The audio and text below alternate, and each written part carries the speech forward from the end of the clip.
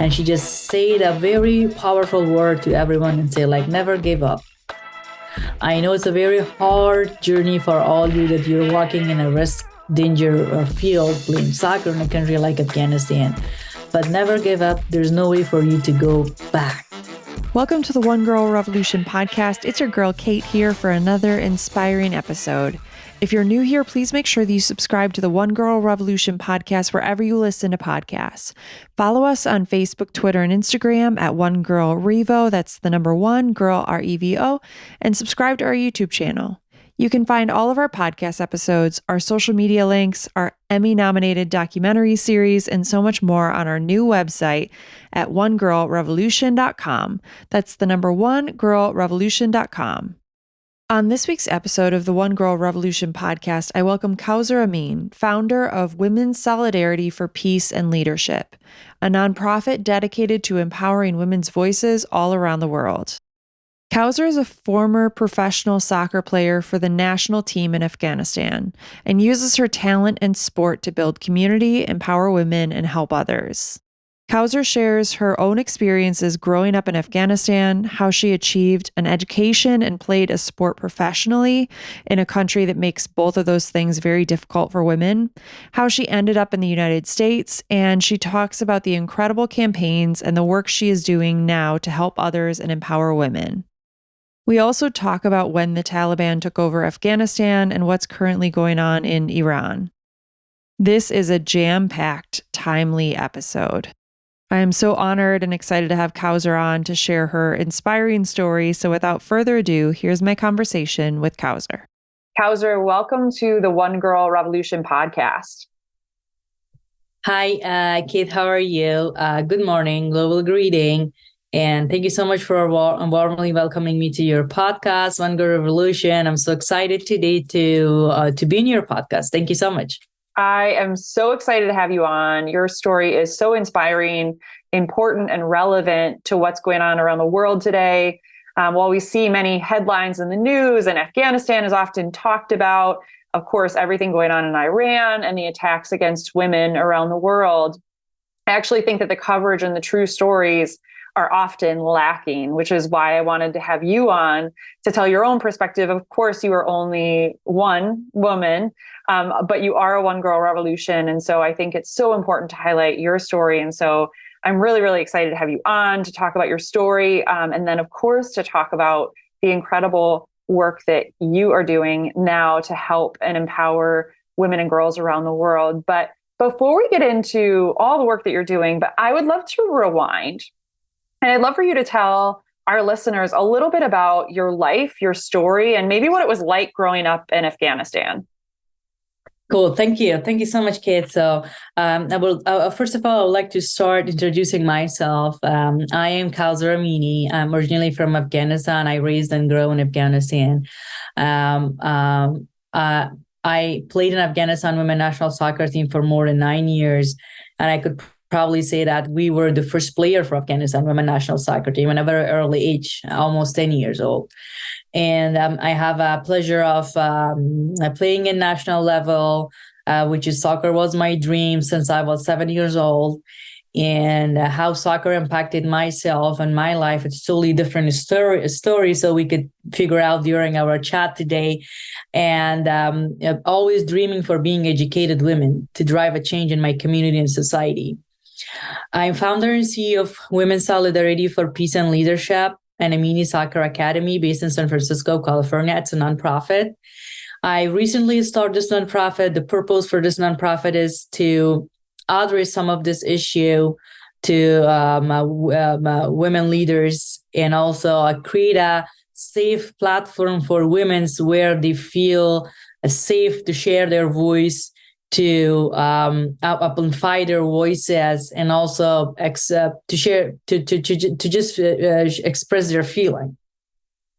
And I'm about doing lot of projects around in U.S. and overseas in Afghanistan, but my vision is very clear: a world free of conflict and discrimination, inequality, and justice for all women. And this has been my dream and I will fight for my dream, and I'm sure I'm not alone. I have a bunch of good friends, women that they're supporting. I just need to tell the rest of peoples or folks that they're watching my video today, our podcast. Please reach out. Please support. This is just humanitarian, humanitarian movement that I recently started. So we will go ahead and talk about that later on. But this was just general introduction about myself, and I also have my bachelor in general management, and I specialization in international relation. I started my sport philanthropy with Georgetown University recently, a couple of weeks ago, and dreaming to start my master as soon as possible. You have accomplished so much. And I imagine that growing up in Afghanistan, you did two things that are often unthinkable for women. First, you became a professional athlete. You were dreaming of becoming a soccer player. And I know that seems out of reach. And that probably feels out of reach for so many people around the world, not just in Afghanistan, so many women. But you had that dream, like you said, from a very young age. And then on the flip side, you also completed your college education, which seems oftentimes unthinkable or impossible for women. What was it like for you growing up in Afghanistan, having these big hopes and dreams? And how did you achieve them? And how did you move beyond the negativity of people maybe saying, that's impossible, you can't do that? Of course. I just mentioned in a lot of my talks and podcasts before too, it is not really easy for a woman in Afghanistan to play soccer, because soccer is known as a main type sport. And even there's no opportunity and support for the girls to play soccer in Afghanistan still and before. And also dreaming for education is something like almost impossible for Afghan women, because they're facing too much. And I faced too much issues while I was trying to dream big, playing soccer, and dream big, being educated women. Luckily, I had personally my family support, especially my mom. I would like to thank her as a woman. She really supported us, me and my sister. And we just continue our education. It was very risky for us, but for the beginning, we knew that this is the risk. And if you want to accept this risk, you're good to go and move forward. If you're not accepting this risk, so you need to stay behind and not really following your vision. Because for me, human without vision, their life is just like nothing. It's just empty of purpose. And I just selected my vision when I was very young, 9.5, 10 years old. I just selected my vision because I saw too much discrimination and inequality and just around my community with women and girls. Even I just mentioned this point in my book, which is publishing in January, that I was looking around the community, even when a woman birthed a girl, she was facing violence from his law family or husband. Even they has been killed, the husband cut the part of their bodies and torturing that woman while you're birthing a baby girl. So from that moment, I was thinking like, why this much conflict? Once that girl trying to grow up, and early marriage is a big issue in Afghanistan. The girls getting married in 10, 12 years old, which is crazy. And sometimes as a mother, when I'm looking at my daughter, she's 7.5, and I'm saying like, what? It's not possible. She could marry in about 3 or 4 years. She's still a child. And how could people expect or marrying their daughters in a very early age? Because that girls might have a huge dream, maybe have a lot of dreams for her future. How could a human or being a family was trying to narrow down, like forcing that child to get married and take a huge responsibility in a very early age, even doesn't knowing about what is her passion, what she's really trying to be. It doesn't matter if she's a woman or she's a girl, but still she have a passion, she have her world, she have a right, she have her own right to live her life the way that she wants. These all issues were like always around, and I just grew in a country, in a society that people not really respecting and valuing women's voices, women's identity even, and it has been a fight for more than 35, 40 years in a country. But luckily, as I mentioned before, I got a good support from my family, and I just faced too many challenges like bomb loss, throwing a set to the young girls, the public schools, and many negative reaction from community. Even I thought like a lot of people were like asking to my mom and saying like why they're not getting married. They're 12, 15, 16 years old, and they're at the time they need to get married, not like going to school. But how encouraged me that to be a voice for the rest of women, because I believe anger women can take an action, and my anger just really forced me when I was elected for Afghanistan women national soccer team to play there. And when everybody comes and asks about my feeling, trying to share my words, and I was trying to reject and not speaking publicly because it was risky for me and myself and my family. And on that moment later, after a year, I felt with myself like, why? Because it was a very hungry moment for me. Why a woman or girl should hide their old feelings and proud moments inside their heart, not even to express with the other people. And it is like a silent kill for me. And I was like trying to deal with it for a long time. And I said like, no, it's okay. But it is matter for me to play soccer. But there will be one day in the future I could stand up and I could speak about my journey and say to everyone the truth, the real story of my life. And this is the right time and after 2020, when I joined a lot of podcasts, interviews, media, I got a lot of media attention when the Kabul falls, trying to do advocacy work for women.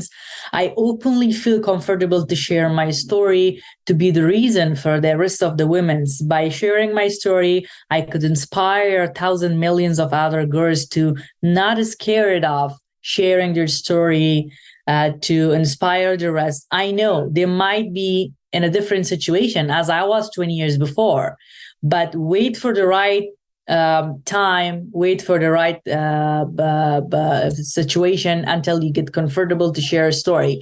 But never try to hide your all expression and all your experience and your words inside your heart. There should be someone in this world to listen to you. And the method I prioritize working right now, I started a company last year, which is called Stand for Girls Education in Afghanistan, because on the day the Kabul fell, I knew that Taliban is stopping girls' education, because I knew they're against girls' freedom, girls' education, and all their stuff. And through that campaign, I got viral and I got a lot of media attention, and a lot of newsletter has been published, my statements, and joining a lot of podcasts. Still, I'm speaking a lot of stages, podcasts, panels, even trying to share my story as a woman from Afghanistan, to inspire the rest, to support the rest, to give them a positive energy. They're not, they never should feel alone, because they're suffering a lot. It's not only Afghan women, as you mentioned. It's generally globally. It's a global issue with women, which is happening right now. Even in U.S., I see there's a lot of issue with women's equal pay. Even it was really shocking for me last year when I heard that the youth national soccer team was for a huge fight for several times until they get equal pay. And I was saying like, what? Look at youth is a most developed country with a lot of opportunity. Still, women have their issues. Women in business, entrepreneur women in politics, women in leadership, women in sport. But the craziest scenarios cases are like most in Afghanistan, Iran, and there's some Asian country. And I felt and I thought with myself, how should we fix this issue? Because I personally overwhelmed with these all issues. I personally feel discomfortable and I can't stay silent anymore. I thought with myself, let's build a platform for our women to share their voices. And I recently started a campaign which is called Join My Voice. It is International Women's Solidarity Campaign. And I started this campaign through my YouTube channel and my website, and I just share it through my social media platform too. The main focus for this campaign is because I started a campaign last year with a different name, Stand for Girls Education. But what's made me to start another campaign with a different name and purpose? Everything's whenever I'm trying to do something, it's all have a reason behind. And the tragedy happened on early September with the Iranian women, the Mahsa Amini. I felt like there's not only Afghanistan that women are like suffering. It is generally, internationally, women are like suffering. And what can I support Iranian women as a sisterhood, as a country in my neighbor country, as a human, as a woman? And I felt with myself, let's do something in a bigger image internationally to get some international attention to support these women that they're in risk. So I stopped my previous campaign and I started another campaign, which is called Join My Voice. This is International Women's Solidarity Campaign, as I mentioned before. Everybody could share their voices, their stories, just by recording 35 to 45-second video. Not really professional video. They could record by their laptop, cell phone, whenever. If they're not feeling to share their video, record their video, they could write for us who they are, from which country, what are their stories, what is their voice for, specifically, very specific message and short details. Because all women in this world have their own voice, their own story, their own vision. And how could we bring them all together in the same platform to support each other? Because our power is in our unity. So, and that's why through my nonprofit, I try to design this solidarity, international solidarity campaign for women to stand for each other, to support each other, to value each other's voices, to be heard from world.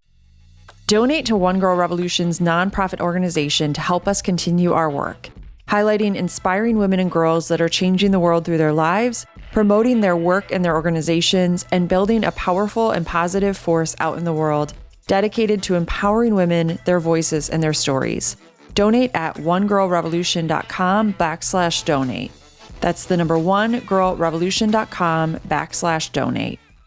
I think what you're doing is so critical, and it's so important for us to know about what's going on with women around the world. Of course, women in our own neighborhoods and our own communities, we all have friends, but we need to take a stand for our sisters. And that's what I love so much about this campaign, is that all of our voices matter and our stories matter. And One Girl Revolution, we did a documentary a couple of years ago, and it was about a professor that taught a storytelling class, and she asked one question, or she gave a prompt to her class, and it was, I am your voice, and this is what I want you to know.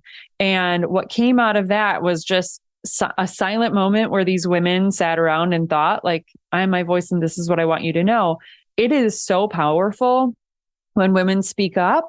I think there are so many instances where people in the world don't want women's voices to be heard. They don't want their experiences to be heard. Of course, you mentioned Iran, Afghanistan. There are things here in the US, the Me Too movement, Harvey Weinstein. There are so many instances where women their voices have been silenced or quieted.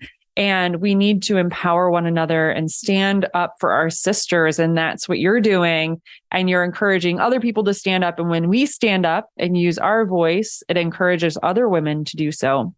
I think it's important to mention you moved to the US, so you now live in San Francisco. And I'm curious to know from you, sitting here in the US and watching when everything went down, when the Taliban took over in Afghanistan, I remember very clearly watching some of the planes leave and watching mothers hand their babies over to have somebody take the baby with them back to the US, just in hopes that their baby would survive.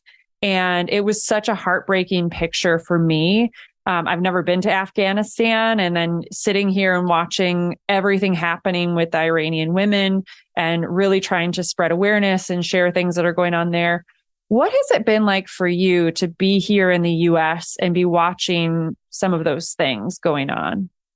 Yeah, as you mentioned, I moved to US on on April 2019 with my husband and my daughter. Now I have two kids, a baby boy, COVID boy, and a 7 years old daughter, 7.5, and 2.5 years old baby boy. So we moved to US on April 2019 because my husband was working with US military and NATO as a professional videographer for more than 7 years. And he also had a sensitive background, which was he was involved in supporting US military and NATO. And I also had a very deep, sensitive, and risky background, being an athlete, professional athlete, and studying in American University of Afghanistan, the first US private school in Afghanistan, college, and also being a women rights activist, speaking always behalf of the community, raising your voice. I felt later after 2018, I felt more risk in my life. Even I had my daughter, and I was saying like, no, I can't deal anymore, and I just need to left the country for my safety. Even when in 2016 the attack happened in American University of Afghanistan, a lot of our student professor has been killed. So after that attack, Taliban sent a letter to all individual students that we're trying to kill a student outside of the campus. And at that moment, I had 1 year old daughter, and I was feeling like, no, I need to be safe and alive for my daughter and for the rest of my family, and I need to skip the country.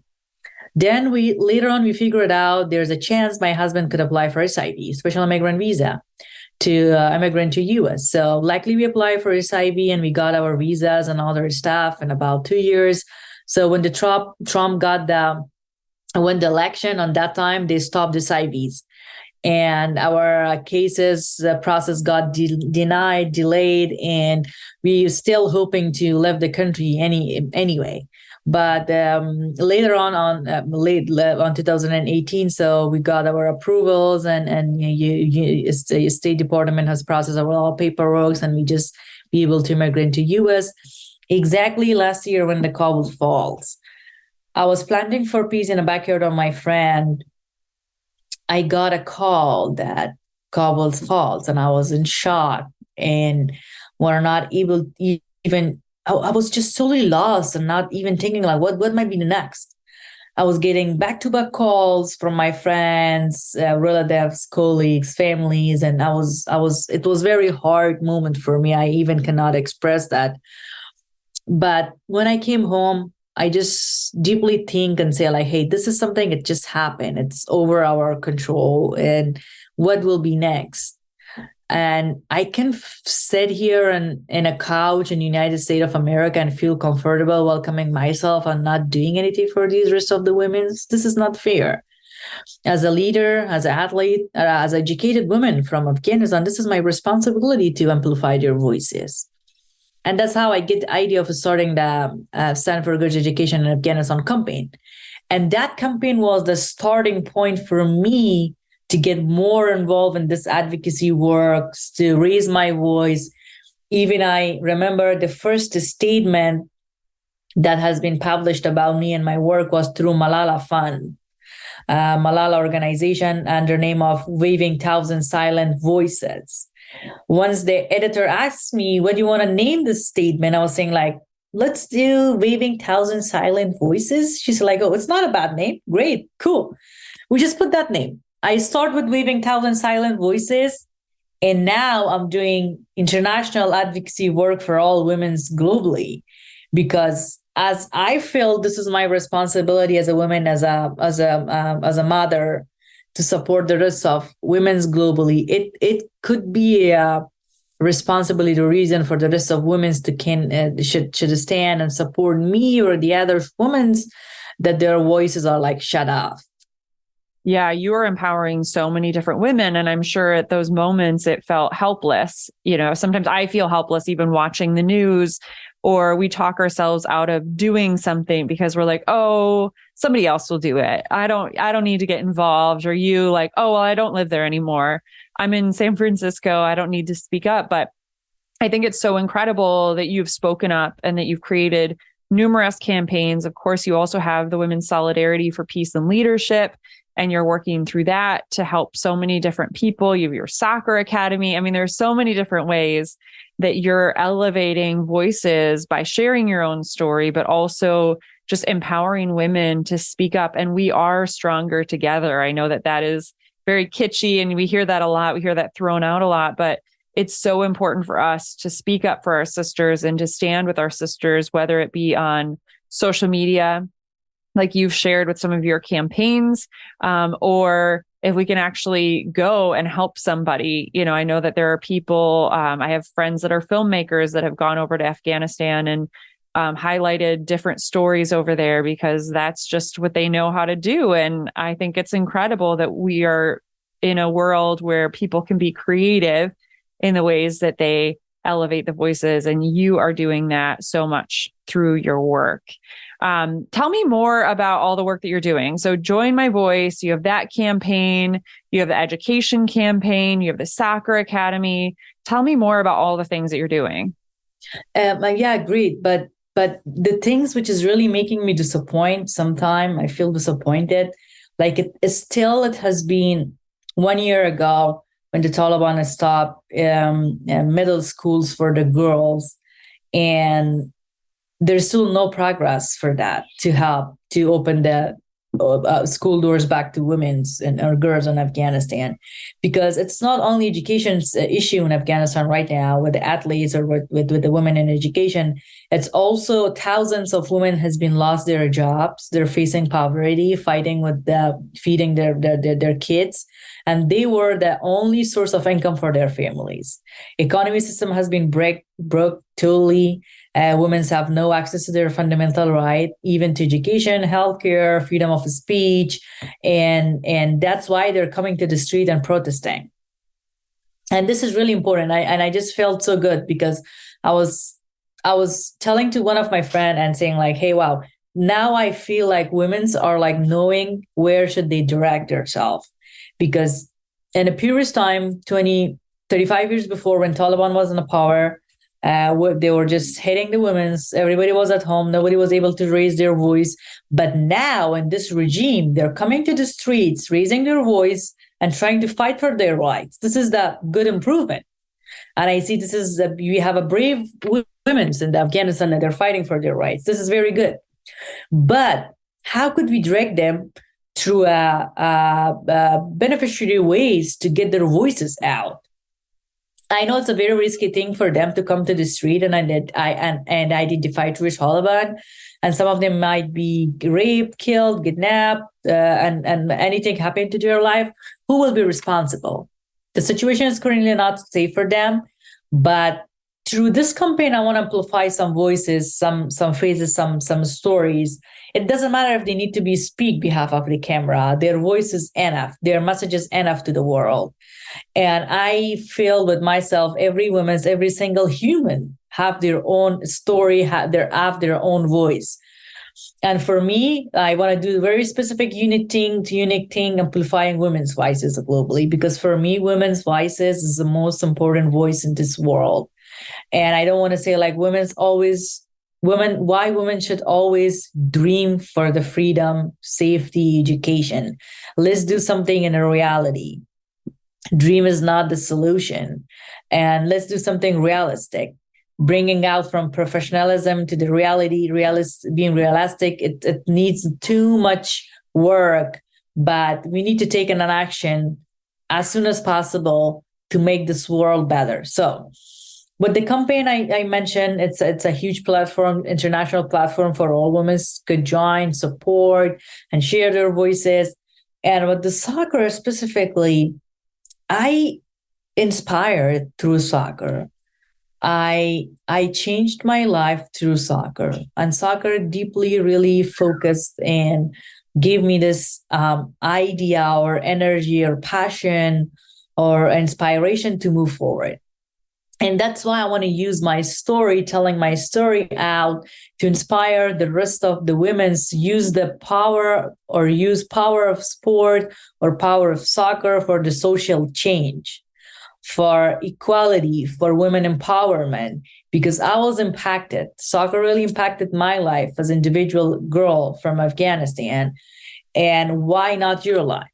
If soccer could impact myself, why not your life? So, and that's how I'm supporting some soccer teams in Afghanistan, currently supporting Down syndrome girls in soccer, supporting blind girls in soccer, and supporting youth girls in soccer. They played before in Afghanistan national under 17 years team, but now because some of them are like spread out to the different countries, they just left. Some of them are still left it behind.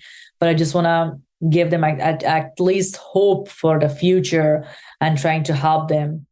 And they're all like from low-income families, and they all have their very heartbreaking stories.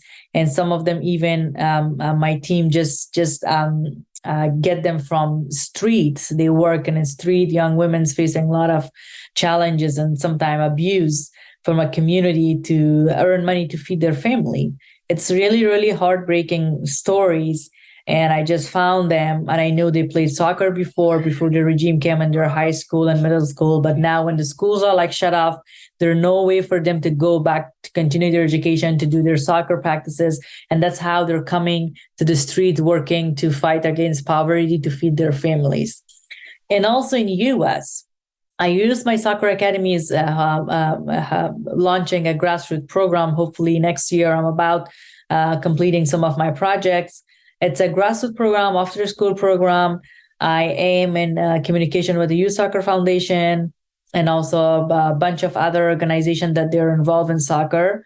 And we would like to create a great partnership between each other to promote soccer as a huge and powerful sport globally. I know in US it's not much popular or famous, but we would like to get more people because I see there's a lot of demand.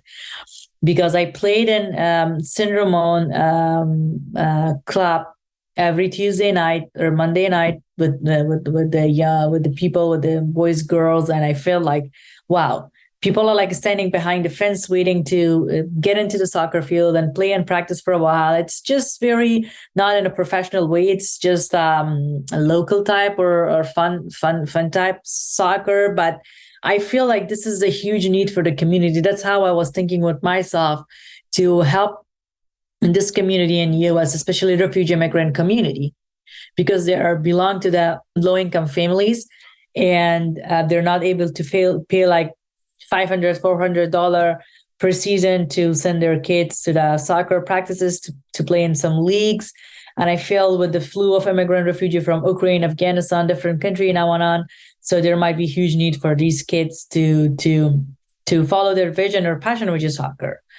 And I am about, as I mentioned before, completing this summer project in US. And I do have my current project in Afghanistan, as I mentioned before, supporting, empowering girls through sport, through soccer, and also some leadership online seminars. I did 2 online seminars in last month.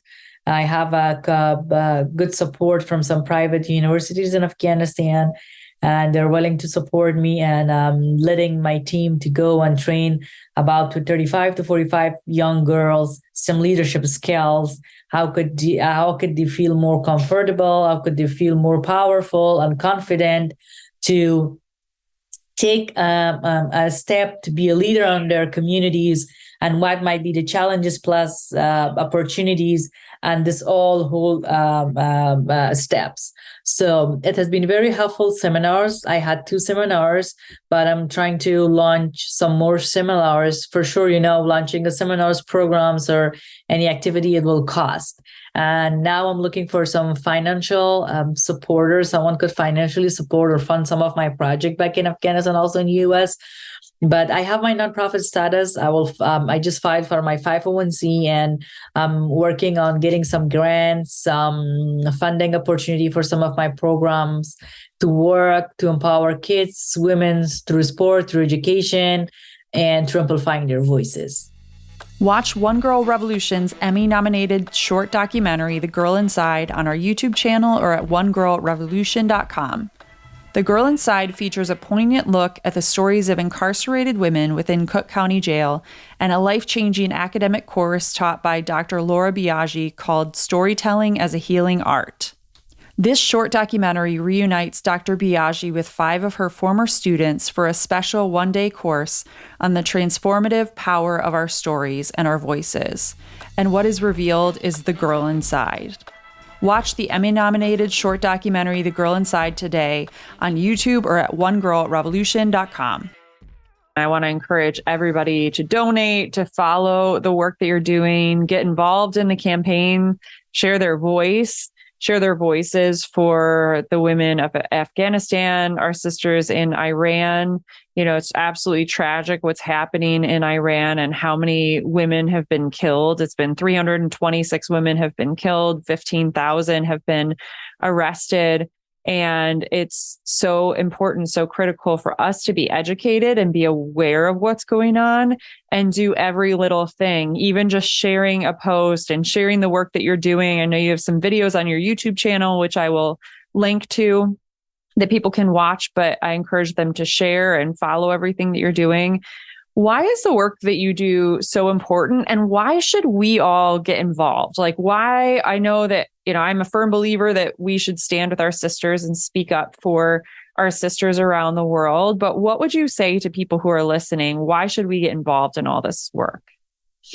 For me, as a human, as a woman, I'm not only speaking representing women's and a specific gender in the world. I do want to support all types of humanitarian action in the world, if it is related to the LGBTQ, women's, men's, children's, because as a human, I feel this is my responsibility to raise my voice, use my voice for the change. Because until why I picked Join My Voice for this campaign, a name very specific, it's a unique, because I felt with myself, once we are not able to share our voice, who should know about our issues?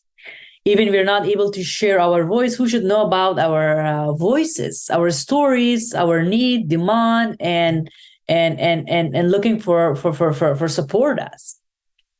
And by supporting this humanitarian movement, it is not only impacting 1, 2, 3,000 life, it could impact billions of women's life that they're in a risk. And I only want a specific need, ask from all the audience, asking for help, expand, support, or share this campaign.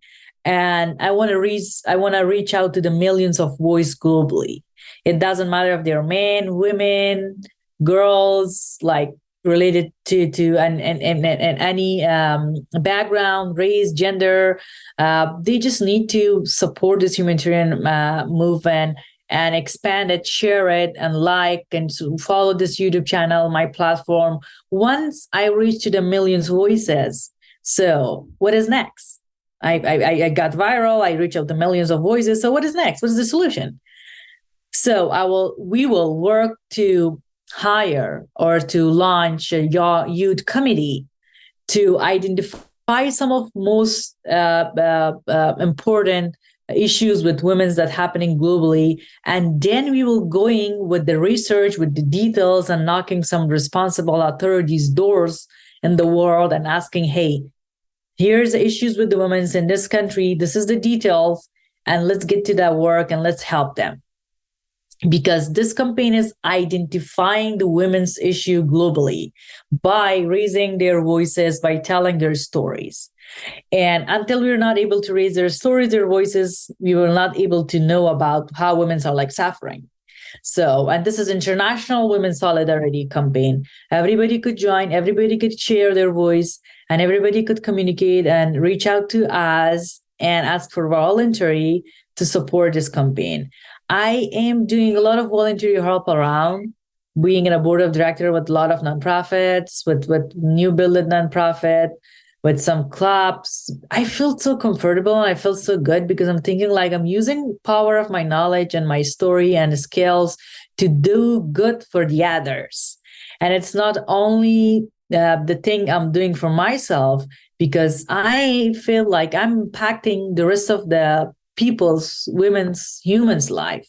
And as a human, I feel it could be a reason and it could be a responsibility for everyone to support each other. So to make this world beautiful and without conflict, war, and a lot of issues. You are doing it. You're making such a change, and I can't wait to see where you go from here. I know you have some exciting things coming up next year.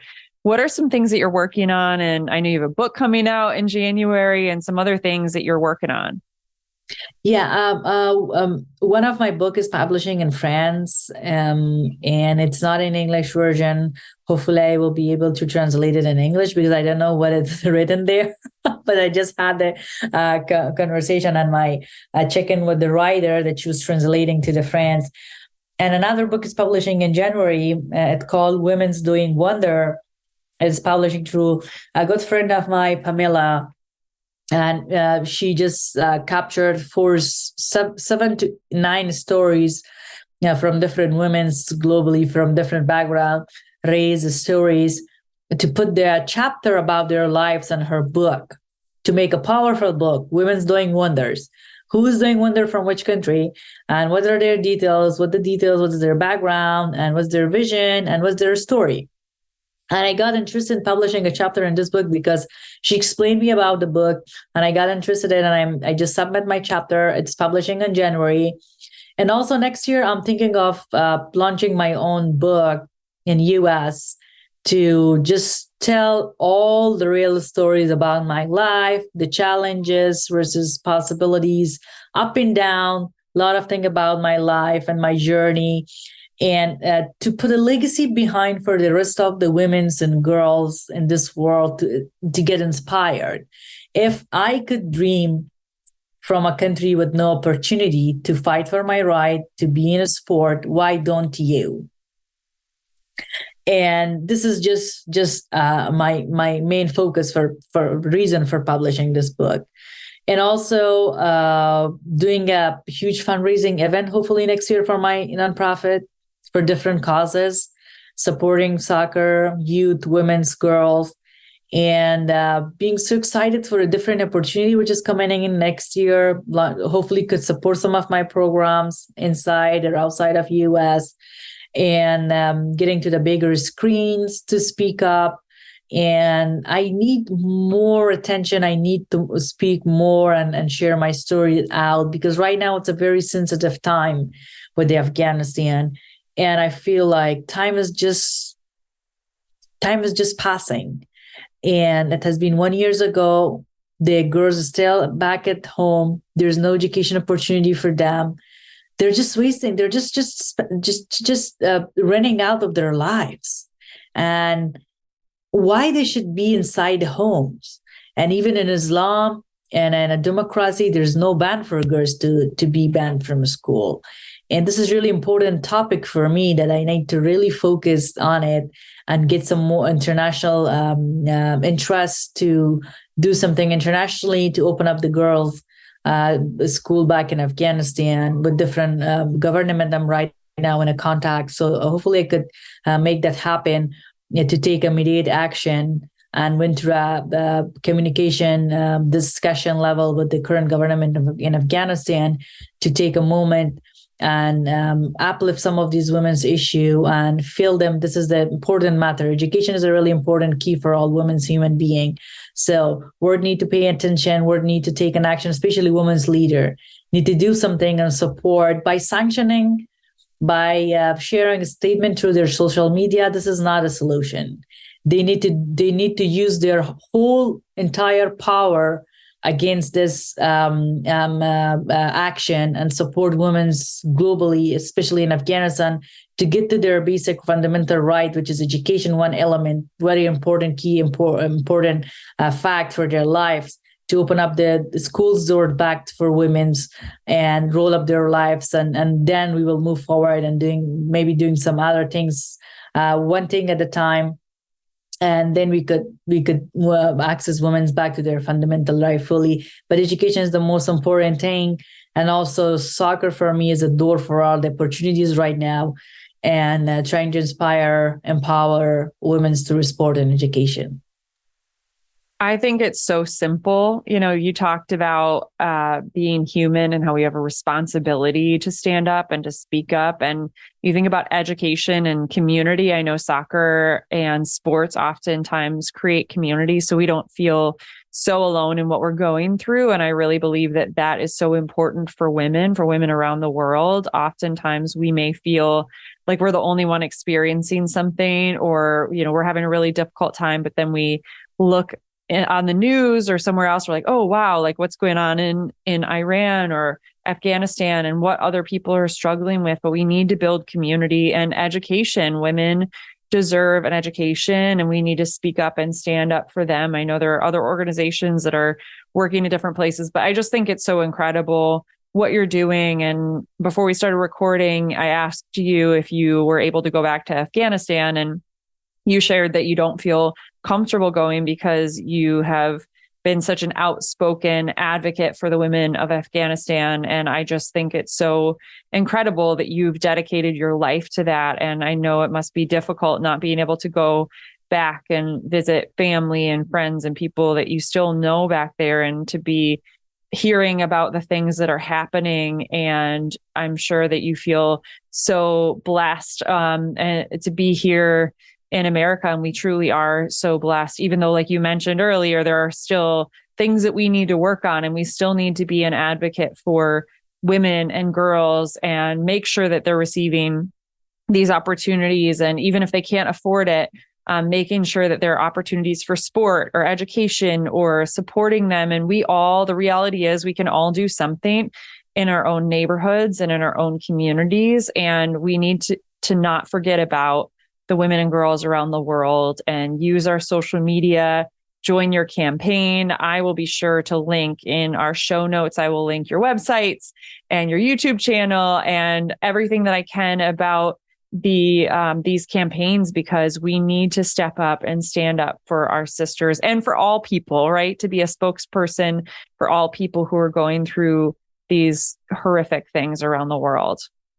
Exactly. And this is really important. It's not something very hard. You just by clicking, sharing a link, a helpful link, it's not taking even more than 1 minute. So, but for doing this simple thing, you need to have a brave heart and a reason for your life as a human to do something. And I want to encourage everyone to support not only my movement, any different types of movement which is related, tied up with the human's life. And right now, the important thing is women's life are like in risk globally. And we need to take an action and get together, support each other. We need to identify some issues with women generally. Women in politics have an issue, women in business, women in leadership, women in sport, women in education, women in freedom, everywhere. And I was thinking with myself, why? Why everything is like happening with women? How should we figure it out? How should we solve these issues? And I felt with myself, solidarity is the key thing for getting them together and support each other, uplift each other's voices, and value each other's stories and voices. This could make a huge impact. And that's how I think of building a platform for all women to share their voice. I think it's so incredible. And I can't wait to continue to follow everything that you're doing and share everything through One Girl Revolution. And we will continue to encourage all of our listeners to support your work and follow you on social media. Before I let you go, Kawser, I have two final questions for you. I'll start with, who is a One Girl Revolution in your life? Who is a woman or girl that inspires you? You're so inspiring to me and to so many people, but who is a woman or girl that inspires you? All women's are like inspiring by listening to them, but there's some people that they has been always inspired the rest. For me, there's too many women in my life that inspire me. The first woman was my mom, and the second one I could say myself and my good friend of mine that they're around me. And some women's leader that they're doing incredible work globally. For example, Hillary Clinton, Nancy Pelosi, she just resigned. She did a lot of amazing work for women. Laura Bush, Condoleezza Rice was the first woman that she inspired me. In 2005, I just forget about the story when we were welcoming her to international airport in Afghanistan. She just visited us and we welcomed her. And she just said a very powerful word to everyone and say, like, never give up. I know it's a very hard journey for all you that you're walking in a risk, danger field, playing soccer in a country like Afghanistan, but never give up. There's no way for you to go back. And I was thinking, like, what is she talking about? And I was so young, and I was not really well mature to know her all words, the meaning of her words. When I grew it up, I just inspired and saying, like, wow, what does she really mean? Because she knew about all these issues and risk for our life, but she just gave us the powerful word, like, never give up. This word, the sentence really inspired me. And she was the only one she inspired me by for the first time I met with her. And many other women in this world, like famous athletes, speakers, authors. Oprah Winfrey is another inspiring woman for me because she's doing an incredible job across the global and amplifying women's voices, meeting with high-level women and thinking and sharing their voice. Also, taking their attention to help the rest of the women's. And it's a huge platform. I wish I had the chance to talk with her one day in person, but there's a lot of women that are around inspiring me. But I just want to take the all positivity from all these women to complete myself as a human, as a woman, to be the good leader for representing my countries and my generation. You are such an incredible leader and you're doing so much. And like I said, I can't wait to continue to follow you. Before I let you go, I always end this podcast on one question. So I'd like to ask you, if you could leave women and girls around the world with one message, what would it be? Just very specific. Be brave, believe on yourself, and value your works. And this is really important for me. I'm passionate about everything that I'm doing. I always value myself and my voice and never give up. I know it's not very easy for women, but you all always need to know about all the challenges. You need to be ready to face these all hard times if you're claiming you're a strong woman. But I believe and I hope one day these all darkness will be rid out of this world and women could access to peace, and this world will be a beautiful world for everyone to live. This is just my hope. But how should I reach out to hope? I just need to work a lot. I need to put all my pressure, work hard to get to that peace, real peace and hope. And this is not impossible. This is not impossible if you all comes together. Let's make it possible with supporting each other. Well, you're doing it. You're setting such a great example for all of us. You're such a one girl revolution. And I'm so grateful to have you on the podcast and so excited to share your story and to continue to follow everything that you're doing. Thank you so much, Kawser, for being on the One Girl Revolution podcast. And thank you for all the incredible work that you do. Thank you so much, Kit, for inviting me for your amazing podcast. I really enjoyed talking with you and chatting with you and sharing some of my life experience and journey. And I just wish everybody inspired by my all words and my story. And we need more support. If women support women, good thing might happen in this world. Thank you so much. Please follow us on Facebook, Twitter, and Instagram at One Girl Revo. That's the number One Girl REVO. And you can find more information on One Girl Revolution at onegirlrevolution.com. That's the number onegirlrevolution.com.